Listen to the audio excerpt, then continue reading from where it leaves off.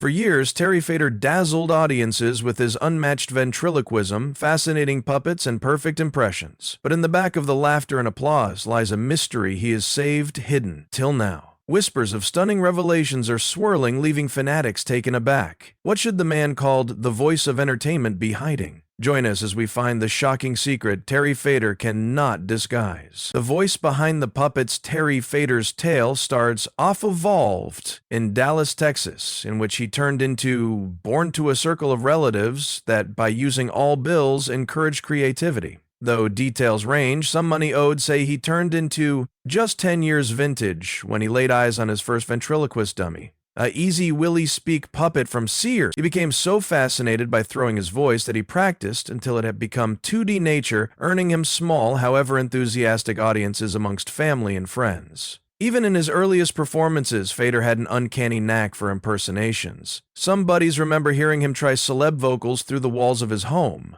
Others say he spent hours in the front of the mirror, sculpting each impression till it felt indistinguishable from the original singer. According to diverse interviews, younger Terry observed positive comedic voices with the aid of Twist of Fate, particularly even as making a song behind the wheel in order to keep away from looking goofy to onlookers. If those anecdotes are correct, it changed into a degree of dedication that set him other than an early age. His mother labored over instances to buy him an upgraded puppet while he became 18, fueling his ambition even further. By that point, Fator had latched on to something that could define him for decades, a nearly obsessive focus on combining singing, comedy, and ventriloquism into one seamless overall performance. This idea may have sounded ordinary to mainstream audiences lower back then, and some may have considered it as a novelty act, but there had been nearby whispers that he possessed real big-name power. Those who saw him carry out at church picnics or small network gatherings don't forget an exciting discern with a gentle degree presence and a disarmingly wide smile.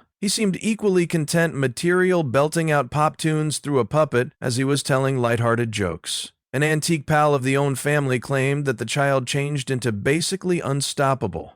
Once he had a stage and a puppet, it turned into, reputedly, this earnest zeal that foreshadowed a bigger-than-lifestyle's career. But become there already some deeper power pushing him forward? For years, lovers have speculated that perhaps he become encouraged with the aid of a hidden supply, something intangible that made him maintain practicing properly past the factor maximum amateurs might. One rumor shows that Fator was to begin with shy offstage and crafted puppet personas to explicit what he could not say in actual lifestyles. Others insist he showed unwavering confidence as quickly as he held a microphone. Regardless of which narrative holds more truth, it's clean he discovered early the way to depart a profound impression on all and sundry looking. He carried this newfound self-belief into his teenage years and beyond, ultimately enrolling at Liberty University in Lynchburg, Virginia, even though data about his time there are patchy. Interviews imply he may additionally have tried out new comedic workouts in college, Skills suggests, but those claims have not been thoroughly confirmed. Anecdotal proof does advise, but that he settled many of his impressions and comedic timing techniques for the duration of this era. By his 20s, Terry changed into already reworking those talents right into a career. He joined the band Freedom Jam as a lead singer, visiting to greater than 200 faculties throughout America and Canada. In some retellings, those have been grueling excursions, requiring more than one performances in a merry day. That kind of demanding schedule would possibly have appeared overwhelming to many young artists, but for Fator, it was allegedly a perfect trying-out ground for his vocal competencies. The Song I Know? Local guides hinted that young audiences found his comedic banter and making a song impressions more engaging than the standard traveling band act. Even then, human beings had a vague sense that there was extra to Terry Fator than met the attention. Transitioning from Freedom Jam to Texas the Band, Fator included a puppet named Walter T. Airedale into his shows. Bandmates from that era have recalled in interviews how audiences lit up every time Walter took the stage. Yet it wasn't until a pivotal meeting with a record label government that Fator found out something vital. They desired him to sing in his very own voice instead of impersonating different vocalists. That request seemingly clashed so much with Fator's innovative course that the entire file deal fell via. Some say he interpreted this moment as a sign that his brand of ventriloquism, impressions, and comedy was a unique direction he needed to pursue by myself. Still, those early tales slightly scratched the surface of the forces shaping Terry Fator's future. In hushed tones, some insiders have claimed that he walked far away from the band under extra-dramatic circumstances, that the cut-up became because of creative rifts. There's no respectable record to verify those allegations, but they underscore the concept that Fator changed into fiercely shielding of his exclusive performance fashion, even in the face of capacity industrial fulfillment. This unwavering devotion to his craft could have been the seed that could blossom into an empire. For a time, Fator's adventures seemed covered with more setbacks than victories. He played half-empty fairground stages, underneath the scorching sun, from time to time succumbing to warmth exhaustion. He as soon as allegedly faced the devastating revel-in of acting for an unmarried audience member in a 1,000-seat venue. Rumor has it that this harrowing second nearly made him stop amusement altogether, but friends and family, similarly determined, advised him to persist. That experience of resilience and unstoppable power might soon manifest in new approaches, leading him towards the countrywide spotlight. Little did he, or all people else, know just how large that mile was about to get. And as he driven ahead, an undercurrent of thriller started to shape around his persona. When he strode up to the target, his pulse wrote a check piece that caught a stop. Some fanatics now surprised if the one's lonely shows were the crucible that ignited a mystery sense of motive, urging Terry Fator ever onward. Vaulting to the countrywide stage, by the mid-2000s, ventriloquism turned into hardly a mainstream sensation in America's enjoyment scene, many taking into consideration it a dated art shape, something reminiscent of antique time radio and kids' birthday parties. Some cynics even categorized it corny. Then Terry Fator stepped in, using an amalgamation of comedy, celebrity impressions, and puppet dialogues to rejuvenate the craft. It's no secret that his massive smash got here while he determined to audition for the second one season of America's Got Talent in 2007, but backstage, rumors abound that he nearly talked himself out of auditioning, disregarding his risk of triumphing as narrow to none. According to Fator's own retellings and interviews, he initially set his attractions on the display for the possibility of appearing on Late Show with David Letterman, should he get even a fragment of the exposure that the preceding season's ventriloquist had earned. Allegedly, he in no way dreamed he could stroll away.